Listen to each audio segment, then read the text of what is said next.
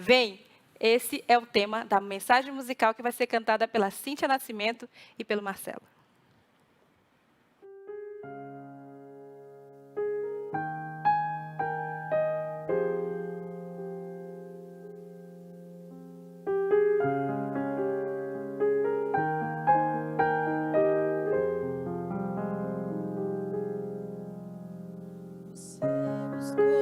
Caminhos, seguiu suas razões, encheu a própria vida de encantos e paixões, vestiu a velha roupa, saiu, nem disse nada, apenas um recado. Estou em minha estrada, agora sua estrada em lama se tornou. Os dias já são anos, você sequer notou. As roupas já são trapos e o medo lhe alcançou. Mas deixa eu te dizer que Deus jamais mudou. Por isso vem, a porta nunca esteve tão aberta. A bênção sempre vem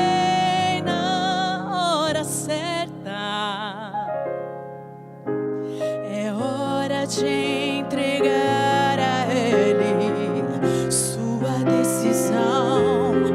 Por isso vem, os pensamentos dele são mais altos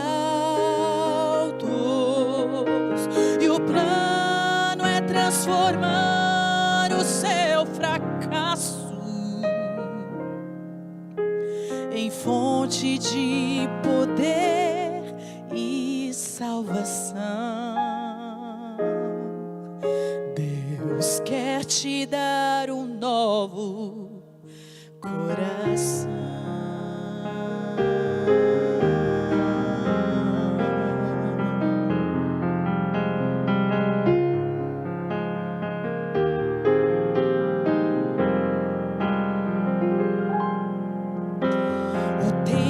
Já não volta, mas Deus tem o poder para renovar a história com flores no viver. Se os passos estão fracos e a fé já se apagou, eu quero te dizer que Deus jamais falhou.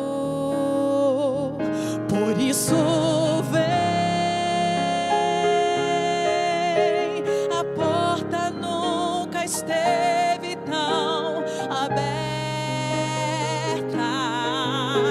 A bênção sempre vem na hora certa.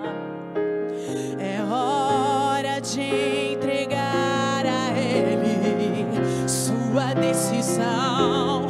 Por isso vem, os pensamentos dele são mais altos e o plano é transformar o seu fracasso em fonte de poder e salvação. Deus quer te dar um novo coração. Sim, Deus quer te dar um novo coração.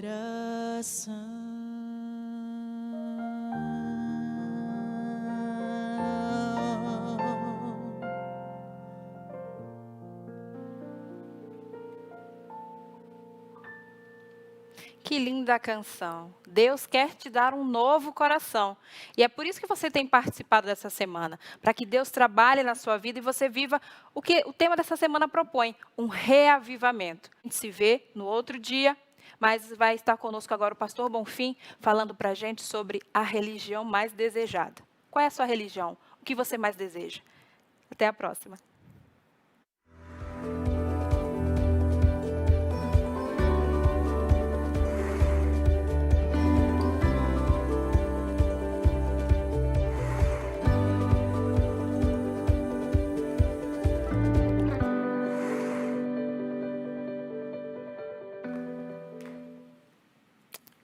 Olá, como nós fazemos todas as noites, começamos com um texto sobre Jesus, sobre a pessoa de Jesus. Aí nós vamos orar e vamos estudar os ensinos de Jesus.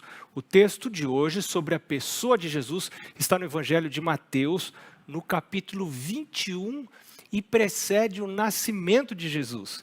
Um anjo aparece para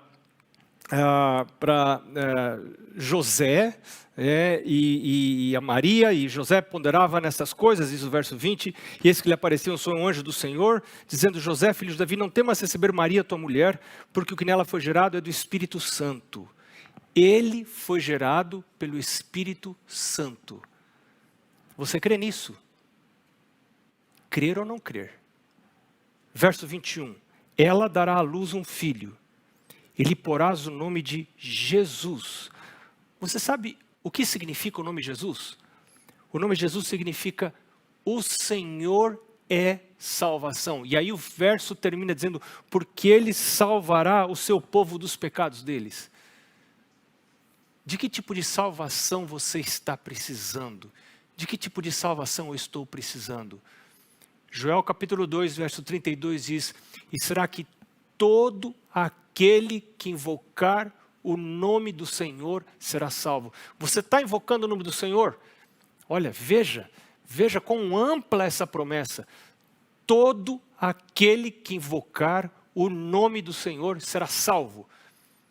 Ela é toda inclusiva, todo que invocar o nome do Senhor. Eu quero convidar você para orar antes de nós começarmos a estudar os ensinos de Jesus. Senhor Deus, mais uma vez nós rogamos que nos envies o Espírito Santo. Nós não podemos compreender a Tua palavra sem ajuda sobrenatural. Nós queremos orar como oraram os profetas que disseram, abre os nossos olhos, abre os meus olhos, Senhor. Eu quero que os meus olhos sejam desvendados para que eu enxergue. Vários deles oraram desta maneira, com palavras diferentes. Mas nós também queremos que os nossos olhos sejam abertos, a nossa mente seja clareada para que possamos compreender as coisas profundas da Tua palavra. Agora pedimos a Tua presença em nome de Jesus. Amém.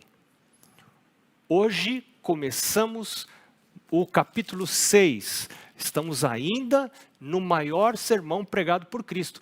Na verdade, Cristo pregou o sermão, mas a gente não está tendo sermão aqui. Nós estamos tendo estudo bíblico, nós estamos indo quase verso por verso.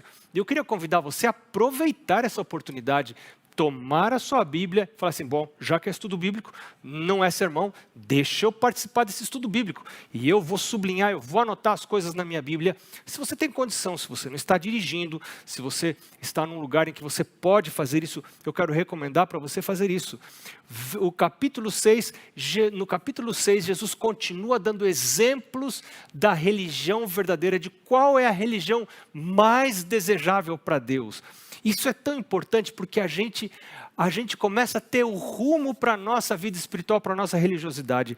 Olha o que diz Jesus no verso 1 do capítulo 6 do Evangelho de Mateus. Jesus diz assim, guardai-vos de exercer a vossa justiça, os vossos atos de justiça, diante dos homens ou das mulheres, com o fim de serdes vistos. Religião de fachada. Doutra sorte, não tereis galardão junto de vosso Pai Celeste. Se a minha religião é uma religião para ser vista pelas pessoas. Eu vou à igreja para que me vejam.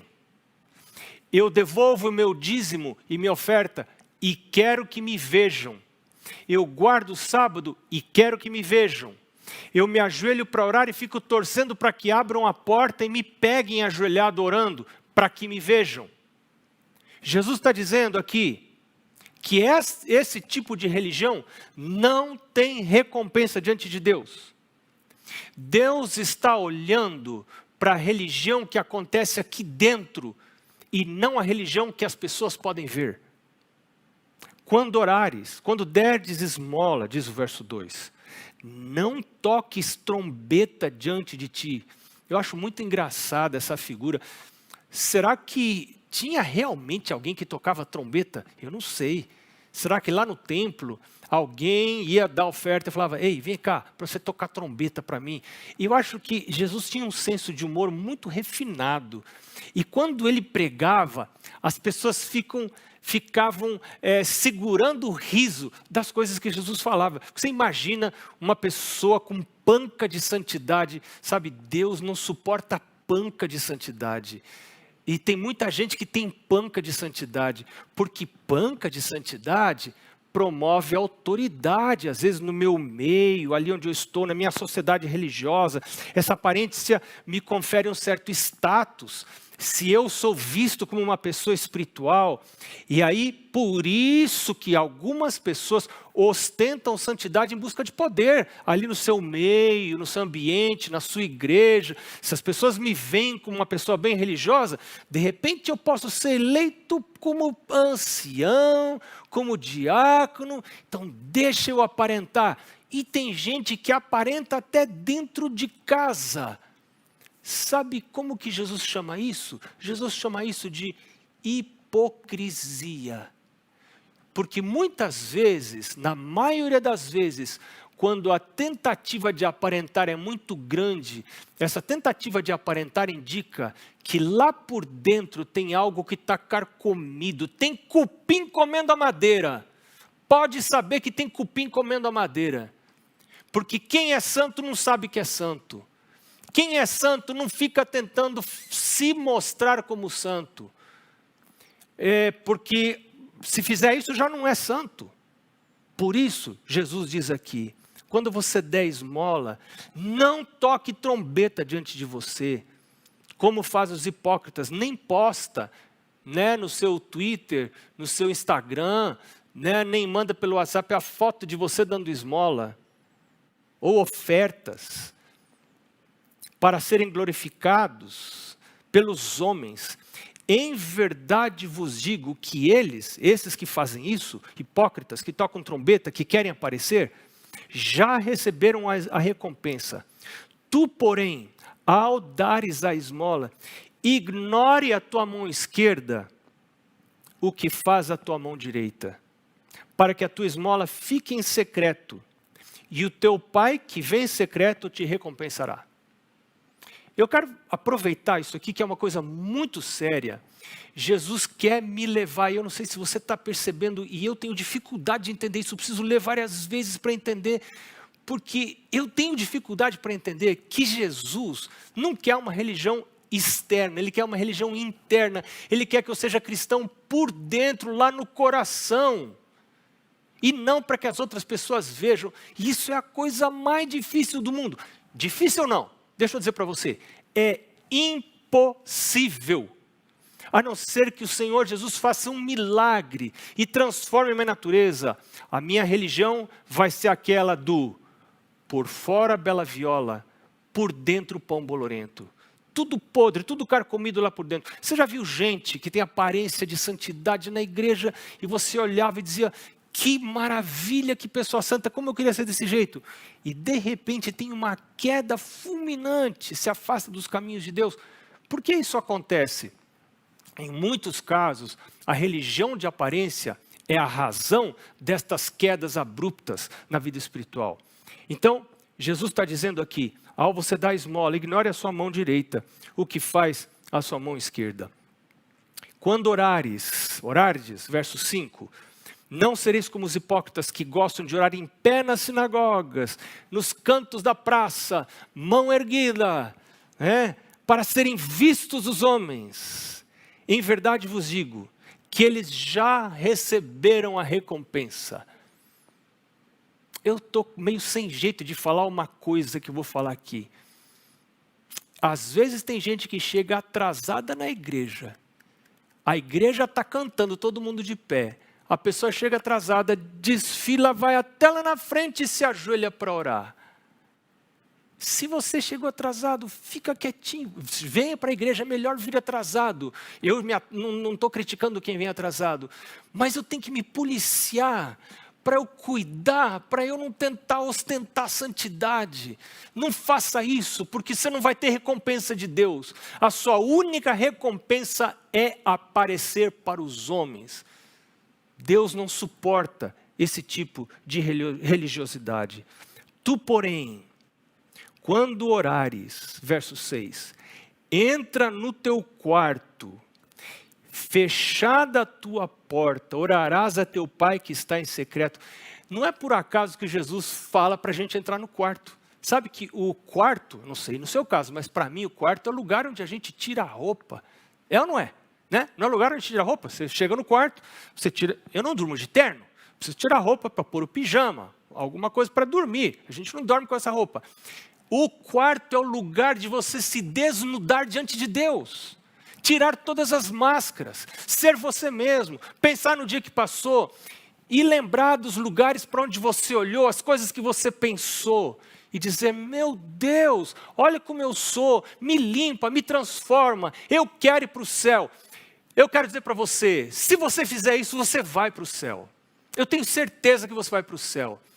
Porque a palavra de Jesus diz, lá em Mateus 24, diz assim, aquele que perseverar até o fim, esse será salvo. Essa perseverança era a perseverança pela busca da santidade, mas não essa santidade de aparência, essa santidade interior do coração, que só Jesus pode me dar por um milagre. Então quando você for orar, entra no teu quarto, fecha a tua porta, ponha-se de joelhos e fala, aqui estou meu Pai. Eu não quero que ninguém veja que eu estou orando. Eu quero orar em secreto. Eu não quero ter recompensa. Não quero que meus filhos vejam que eu estou orando. Eu não quero que a minha esposa veja que eu estou orando. Eu não quero que ninguém saiba que eu oro, que eu sou uma pessoa de oração. Não quero que as pessoas saibam. Eu quero que o Senhor saiba. E isso é que eu preciso. É essa religião que é desejável aos olhos de Deus.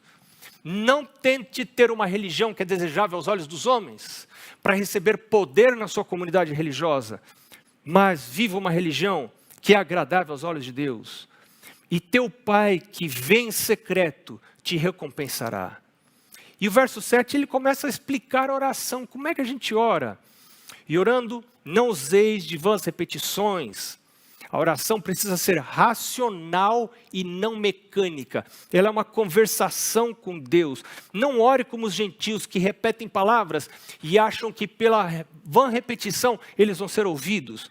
Não, verso 8 diz, não vos assemelheis a eles, pois, porque Deus, o vosso Pai, sabe o de que tendes necessidade, antes que lhe o peçais.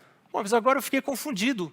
Olha só, se Deus já sabe da minha necessidade, antes que eu peça, então para que pedir?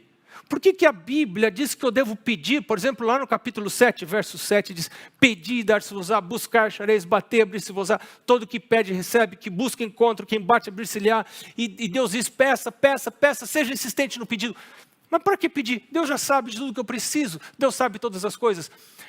A oração, uma das funções da oração, é colocar a minha alma em harmonia com Deus. Não é querer fazer Deus fazer o que eu quero. Não sou eu que sou Deus, é Ele. Tem gente que confunde as coisas. Tem gente que imagina que Deus é como se fosse um gênio da lâmpada. E a oração é a lâmpada que você esfrega, você está ali esfregando a lâmpada, sai o gênio, pois não, meu amo, o que você quer que eu faça para você? Não, Deus não é o gênio da lâmpada. Deus é Deus, o Criador do universo. Ele é Deus, eu sou criatura. A oração não deve servir para fazer Deus mudar de ideia. A oração deve servir para eu mudar de ideia. para que o Senhor transforme a minha natureza, para que eu enxergue pecados que eu ainda não consegui discernir na minha vida. Porque se eu tiver pecado, diz Davi, o Senhor não vai me ouvir. Se eu tiver pecados não confessados, se eu não estou querendo andar no caminho do Senhor, se eu não estou querendo fazer a vontade do Senhor, ainda que a vontade dele seja contrária à minha vontade, se eu estou querendo ler a Bíblia para encontrar versos que apoiem o jeito que eu vivo, e eu não estou lendo a Bíblia para eu me adaptar à Bíblia, mas eu quero adaptar a Bíblia à minha vida, então Deus não pode ouvir as minhas orações. Então, essa repetição, essa oração constante, serve para me ajudar a entender a Deus e para harmonizar a minha vida com Deus e para confessar os meus pecados com Deus, para Deus. Verso 9, Jesus começa a explicar a oração. Portanto, vós orareis assim, Pai nosso. Olha a intimidade, né? Que estás nos céus. Ele é imanente e ele é transcendente, porque está lá nos céus. Ele é Pai nosso, ele é imanente, está aqui pertinho. Mas ele também é transcendente, porque está nos céus. Santificado seja o teu nome. Santificado é estar separado. Tem pessoas que usam palavras quase desrespeitosas na oração. Ele é o Senhor. Eu tenho que ter respeito na maneira como eu tomo o seu nome nos meus lábios. E eu tenho que respeitar essa tensão entre a imanência e a transcendência de Deus. Ele é perto, ele é meu Pai, mas ele é santo, ele é sublime. Ele está aqui, mas ele também está lá nos céus. Então, que palavras que eu vou usar para orar? Eu tenho que cuidar com as palavras para não desrespeitar a Deus e ter em alta conta a sua autoridade. Venha o teu reino, verso 10. Sabe o que quer dizer isso, o reino de Deus? Nós estamos em busca do reino, primeiro reino. Quando eu oro, venha o teu reino, eu estou dizendo, o Senhor manda em mim. Não sou eu mais que mando, eu não mando mais na roupa que eu uso. Eu não mando mais nos adornos, que tipo de adorno pode, que tipo de adorno não pode, que cor que pode pintar, que cor que não pode pintar. Não mando mais, agora quem manda é Jesus. Jesus manda na roupa que eu uso, Jesus manda no comprimento do decote que eu uso e da roupa que eu uso, nas cores, em tudo Jesus está mandando. Jesus manda em quem eu vou namorar. Quem diz assim, venha o teu reino, não namora mais com quem quer. Não é com quem eu quero. Eu vou perguntar para Jesus, eu vou perguntar, Senhor, com quem é que o Senhor quer que eu namore? Agora há pouco, a Luz perguntou para mim, né? Você estava assistindo agora há pouco, ela perguntou, pastor, você tem um motivo de gratidão? Eu quase falei esse motivo, mas eu acabei falando outro, né? Eu me lembro quando eu estava orando a Deus para encontrar alguém. Eu estava começando a fazer essa oração, venha o teu reino, sem conhecer isso aqui, que eu conhecia muito pouco das coisas de Deus, né? Mas eu estava querendo que Deus mandasse na minha vida. Mandasse porque é vantajoso, não é por uma questão religiosa, é porque eu bati muita cabeça na vida, fiz muita coisa que deu em nada, que me trouxe sofrimento, que me trouxe fracasso, e eu agora queria uma mente superior, sábia, ao mesmo tempo amorosa, bondosa, mandando na minha vida. Por isso eu comecei a orar, Senhor, vem mandar na minha vida. É isso que Jesus está dizendo, essa oração, venha o teu reino, é o reino de Deus. Eu saio do trono, Jesus senta no trono, e Ele começa a comandar a minha vida. E eu vou ler os comandos dEle aqui na palavra de Deus, na Bíblia, no Espírito de profecia. E eu comecei a orar a Deus, como eu estava contando para você agora há pouco, pedindo a Deus para me mostrar com quem eu deveria casar. Isso já fazem alguns aninhos, porque eu já sou vovô. E eu agradeço tanto a Deus pela vovó que Ele colocou na minha vida, que naquela época não era vovó não era vovó.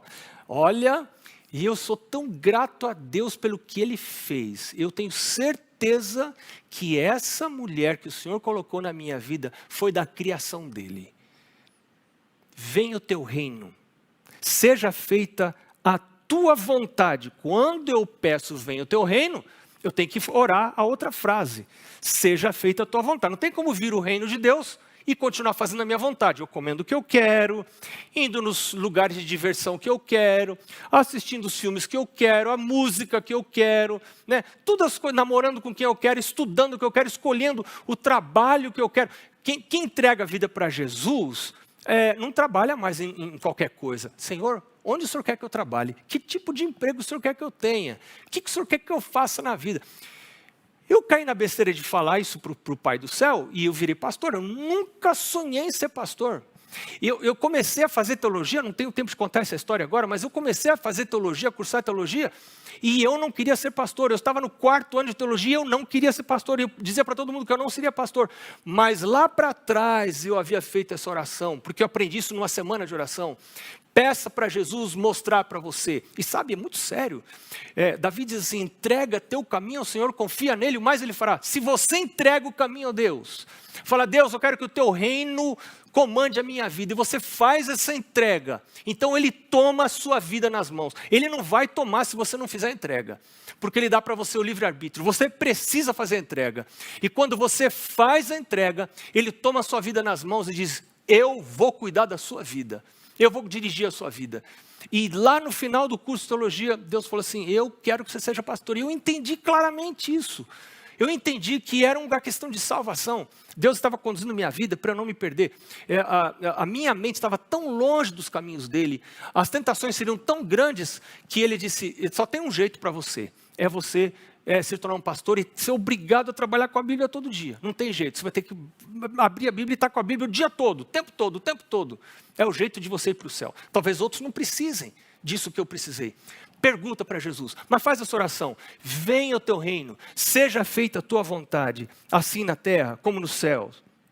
O pão nosso de cada dia nos dá hoje. Que coisa maravilhosa poder receber o sustento de Deus. E você saber que é Ele que cuida da sua vida. O seu trabalho, o seu salário é só um detalhe, porque agora é o reino de Deus que comanda a sua vida.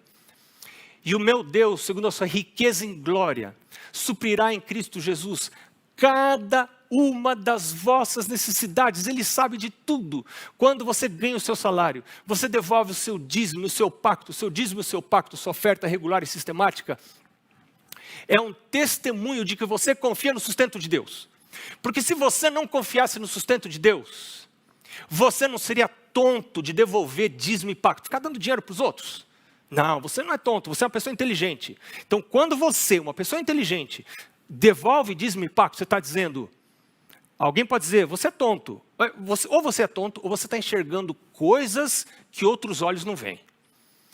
Para mim, quando eu faço isso, e às vezes eu faço isso, e é um desafio, é uma tensão, e eu preciso dobrar o meu joelho e dizer, meu Deus, fortalece a minha fé, me ajuda a crer na tua palavra, porque dízimo e oferta não é uma invenção da igreja, é uma invenção de Deus, é um exercício espiritual de confiança nele, de dependência dele.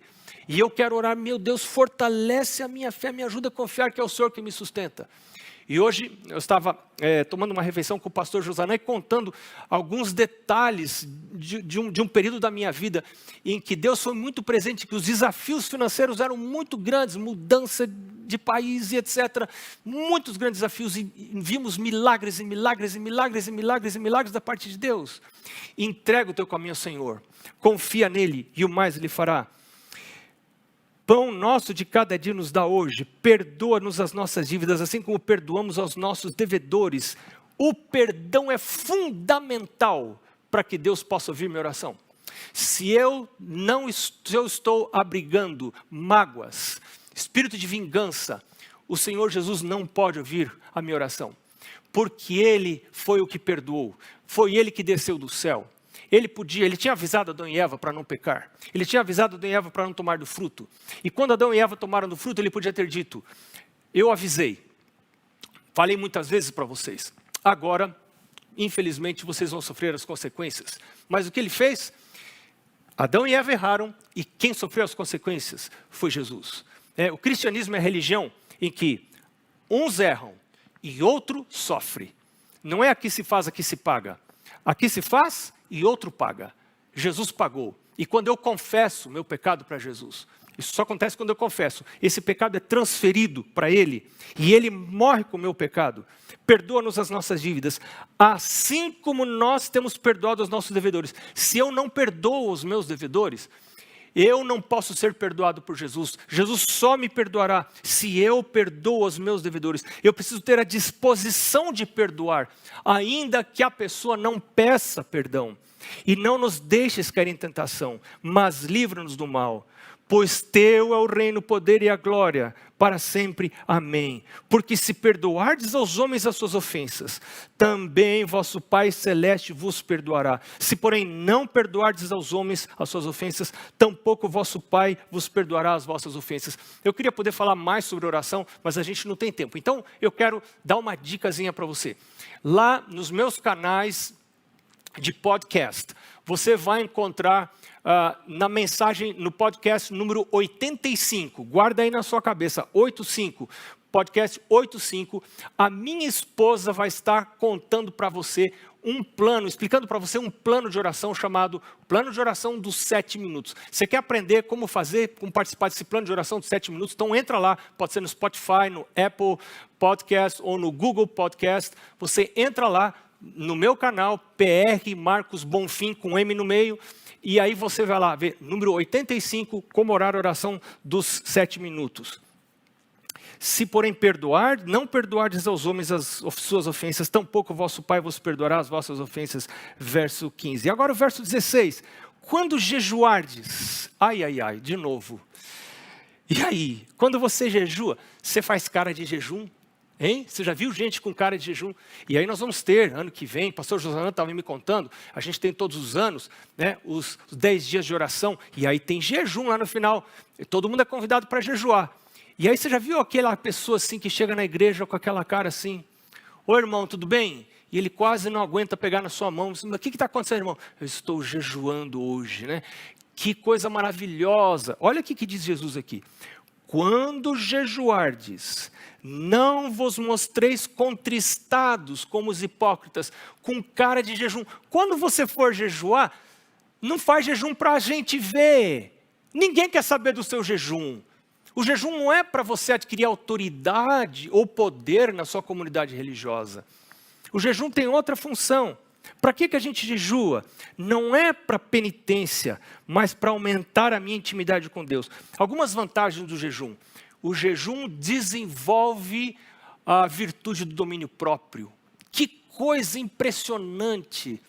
A gente aprende domínio próprio com comida ou com ausência de comida. Lembra que lá no Éden Deus usou comida para ensinar domínio próprio para Adão e Eva. Jesus lá no deserto da tentação foi oferecido a pedra, etc. Jesus, e nós temos que aprender o domínio próprio começando com comida. Ellen White fala que essa é uma das primeiras lições espirituais que nós aprendemos, é a lição do domínio próprio, e a gente aprende com comida. Isso é muito importante. Ou com ausência de comida. Agora, quando você jejua, você vai ter mais clareza mental para você compreender a palavra de Deus, para você compreender a vontade de Deus e para você ouvir a voz do Espírito Santo, dizendo para você, olha, este é o caminho, ande por esse caminho. Mas o jejum pode servir de remédio para muita coisa. Não é receita, mas é só uma dicasinha para você. Em muitos casos, na maioria dos casos, um jejum de 1 ou 2 ou até 3 refeições vai resolver uns probleminhas simples que você possa ter. Faça essa experiência que você vai ver que coisa maravilhosa é o benefício do jejum. O jejum é algo maravilhoso. Quando jejuar? Olha, você pode ter períodos de jejum. Tem pessoas que jejuam 1 vez por semana. O meu pai, por exemplo, jejua 1 vez por mês. Todo primeiro sábado do mês é o dia do jejum do meu pai. Isso já há muitos anos, desde que eu era pequeno até hoje. Meu pai tem 88 anos e ainda jejua um dia por mês. E eu não sei, você vai decidir em oração. Outro momento bom para você jejuar é momentos de crise. Você está enfrentando crises na sua vida, jejue. Quando Jesus estava sendo assediado, Ellen White fala isso, quando Jesus estava sendo assediado por tentações, ele não comia nada. Se Jesus, que é o Filho de Deus, não comia nada quando era assediado por tentações, por que eu acho que vou morrer se não comer? Você já pensou nisso? Quem é que está dizendo para você que você vai morrer se você não comer? E se você jejuar, e o seu jejum não for por fora para os outros verem, mas for por dentro para Jesus ver, será que Jesus não pode sustentar você de maneira sobrenatural, dar forças sobrenaturais para você? Se você está seguindo a palavra dele fala, Jesus aqui não está dizendo para não jejuar, ele diz quando jejuar, ou seja, é para jejuar, é para jejuar. Jejum é algo tão importante quanto oração, quanto cantar, é uma disciplina espiritual, é para jejuar. Então, quando jejuar, não se mostre contristado como os hipócritas, que desfiguram o rosto a fim de parecer aos homens que jejuam. Em verdade vos digo que já receberam a recompensa. Tu, porém, quando jejuares, unge a cabeça, penteia o seu cabelo, lave o seu rosto, com o fim de não parecer aos homens que jejuas, e sim ao teu Pai em secreto. E teu Pai que vê em secreto te recompensará. E agora, Jesus fala dos tesouros, e aqui vem um planejamento financeiro para a minha vida. Como Deus quer que eu organize as minhas finanças, as finanças da minha casa, as finanças pessoais. Jesus diz aqui, não acumule para você tesouro sobre a terra, tudo aqui vai ruir, Babilônia vai cair, o sistema financeiro mundial vai cair, não tem nada seguro aqui nessa terra. Quando a gente acumula tesouro aqui nessa terra, é para os homens verem. É ostentar. Eu quero que as pessoas vejam que graça tem se eu compro um carro novo e ninguém vê. Que graça tem se eu tenho uma casa maravilhosa e ninguém vê. Não, eu tenho que tirar uma foto de mim do lado da piscina para postar no meu Instagram, para que as pessoas vejam. Jesus diz, não acumule tesouro sobre a terra, para que as pessoas... Você percebe toda a linha de pensamento de Jesus? É a religião à vista e a religião que Deus vê, a religião que os homens veem e a religião que Deus vê. E aqui ele está dizendo, não acumule para você os tesouros sobre a terra, onde a traça e a ferrugem corroem, onde os ladrões escavam e roubam. Fenômenos naturais podem remover a sua riqueza, o seu tesouro. Homens podem tirar o seu tesouro, ladrões ou ferrugem, que são fenômenos naturais, né? Mas ajuntai para vós outros tesouro no céu, onde nem a traça, nem ferrugem corrói, e onde ladrões não escavam nem roubam, porque onde está o teu tesouro, ali estará o teu coração. O que significa juntar tesouros no céu? Quero dar umas dicas para você. A primeira delas se encontra em Lucas, no capítulo 12. Eu quero convidar você para abrir a sua Bíblia em Lucas, no capítulo 12. Tem alguns versículos que vão nos indicar o que Jesus está querendo dizer. Como é que será que a gente ajunta tesouro no céu? Como que eu ponho tesouro no céu? Será que isso é algo espiritual ou é algo material? Veja lá, Jesus está explicando, começando no verso 13, ele conta uma parábola, aliás, no verso 16, de um homem rico que produziu abundância, e depois ele construiu celeiros, e ele disse, agora eu estou rico, e a minha alma, ele disse para a sua alma, minha alma descansa e te regala, porque está tudo certo, você agora só vai aproveitar a vida. Mas Deus disse para ele, verso 20, louco, você é louco, esta noite vão pedir a sua alma, e o que você tem preparado para quem será? E assim, diz Jesus, verso 21, é o que entesoura para si mesmo, mas não é rico para com Deus. Eu entesouro para mim coisas que os homens podem ver, mas essa não é uma riqueza que Deus vê lá onde Ele está. E agora a gente anda um pouquinho para frente, aqui no no capítulo 12 de Lucas, e Jesus, dentro do mesmo contexto, Jesus diz no verso 33, vendei os vossos bens. Gente, se a gente não vender, a gente vai perder. Um pouquinho antes de Jesus voltar, nós vamos ter que fugir. Turbas enfurecidas vão nos perseguir. Nós vamos ter que largar tudo para trás. Fugir para as montanhas, fugir para as florestas. E aquele que tiver apegado a estas coisas, vai ficar para trás igual ficou o jovem rico, e depois morreu na destruição de Jerusalém. Nós estamos no fim do tempo do fim.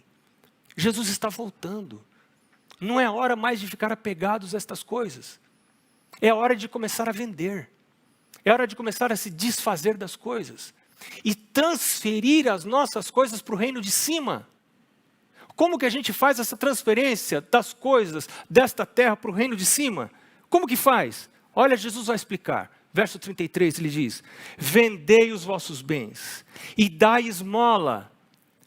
Fazei para vós outros bolsas que não desgastem, tesouro inextinguível no céu. Quando você dá esmola, quando você dá oferta, quando você devolve o seu dízimo, você está fazendo uma bolsa que não estraga, um tesouro inextinguível no céu, onde não chega o ladrão, nem a traça consome. Porque onde está o vosso tesouro, aí estará também o vosso coração. Olha que coisa impressionante, quando eu invisto no reino de Deus, quando eu resisto à tentação, porque eu também tenho tentação de ostentar. Você acha que não? Eu também tenho. Eu tenho vontade de ostentar. Eu tenho vontade que as pessoas vejam as coisas legais, né? Eu tenho vontade, apesar de que eu não tenho nada, mas eu teria vontade se eu tivesse. Claro que eu tenho, né? Eu sou uma pessoa igual a você. Agora, Jesus está dizendo aqui, quando eu resisto pelo poder do Espírito Santo, eu digo, meu Deus, me ajuda pela fé, crer que vai haver vida eterna, crer que Jesus está voltando, e eu agora transfiro as coisas deste reino para o reino de cima. Jesus está dizendo, dando esmolas, fazendo o bem para os outros, fazendo avançar o reino de Deus nessa terra. Eu vou ter um tesouro inextinguível lá nos céus. E onde? E aqui está o principal, que ele fala lá em Lucas, e fala aqui em Mateus também, voltando para Mateus, no capítulo 6, verso 21. Onde está o teu tesouro, aí estará o teu coração. Se eu invisto aqui na terra, se o meu alvo é ficar rico aqui na terra, se o meu alvo é ter riquezas aqui na terra, e lembra que Paulo fala em Timóteo que o amor ao dinheiro é a raiz de todos os males. Lembra disso? Se esse é meu alvo, o meu coração vai estar aqui na terra, meu coração vai estar apegado às coisas dessa terra, eu vou ter dificuldade de me conectar com Jesus, eu vou ter dificuldade de entender as coisas espirituais, eu vou estar na igreja só de corpo presente, eu não vou estar me preparando para ir para o céu, porque o meu coração só está no céu se o meu tesouro também estiver lá. Se os seus olhos, são os olhos da lâmpada do corpo, verso 22, se os teus olhos forem bons, teus objetivos forem bons, todo o teu corpo será luminoso. Se os teus olhos forem maus, todo o teu corpo estará em trevas. Portanto, caso a luz que em ti há sejam trevas, que grandes trevas serão. E agora Jesus diz no verso 24, e esse é o último verso que vamos estudar hoje. Jesus diz, se porém ninguém pode servir a dois senhores, porque ou há de aborrecer-se de um e amar ao outro, ou se devotará a um e desprezará o outro. Não podeis servir a Deus e as riquezas. Eu quero só explicar uma coisa para você, antes da gente orar. Uma coisa muito importante. Jesus não está falando contra as riquezas. Jesus está nos ensinando como utilizar as riquezas de modo apropriado. As riquezas que Deus quer conceder para os seus filhos. E Ele concede as riquezas conforme a gente tem condições de receber. Eu talvez não tenha condições de receber. Se eu tivesse muita riqueza, talvez seria para a minha perdição. Mas algumas pessoas, Deus vai conceder riquezas. Mas essas riquezas têm propósito. E o propósito é de que essas riquezas sirvam para fazer avançar o reino dele. Lembram dos dois princípios opostos, o princípio do egoísmo e o princípio do amor. O egoísmo, eu penso em mim. O princípio do amor, eu penso nos outros. Eu penso nos mais necessitados. Eu penso em fazer avançar o reino de Deus, em levar outras pessoas para o céu. Eu não quero ir para o céu sozinho, eu preciso levar outras pessoas para o céu. Meu Jesus, transforma a minha natureza, transforma a minha mente, cria em mim um coração novo, põe em mim um coração diferente, um coração que adote os seus princípios. Venha a mim o teu reino, seja feita a tua vontade, assim na terra como no céu. Você quer fazer essa oração comigo? Vamos fechar os olhos e vamos orar. Nosso Senhor Jesus, os princípios do teu reino são princípios radicais, que não podem ser compreendidos pelos homens que não têm visão espiritual. Quem tem uma mente carnal não entende as coisas espirituais. Nós queremos entender, Senhor. Nós necessitamos de uma cirurgia no nosso coração. A remoção do coração de pedra e a implantação do novo coração, sensível à tua vontade, ao teu comando. Muito obrigado, Senhor, porque o Senhor nos oferece fazer isso gratuitamente. Nós abrimos a porta da nossa mente, do nosso coração, para que o Senhor entre e faça limpeza e faça transformação. Essa é a religião desejável para o Senhor. E é essa religião que a gente quer. Não é que é vista pelos homens, mas aquela que é vista por Deus. Aquela religião que é lá de dentro da mente, do coração, e que agrada a Deus. Muito obrigado, Senhor. Opera milagres hoje. Eu te peço em nome de Jesus. Amém. Não se esqueça que amanhã nós vamos nos encontrar com o pastor Josanã aqui e na sexta-feira vamos terminar o estudo do Sermão da Montanha. Deus te abençoe, a gente se vê.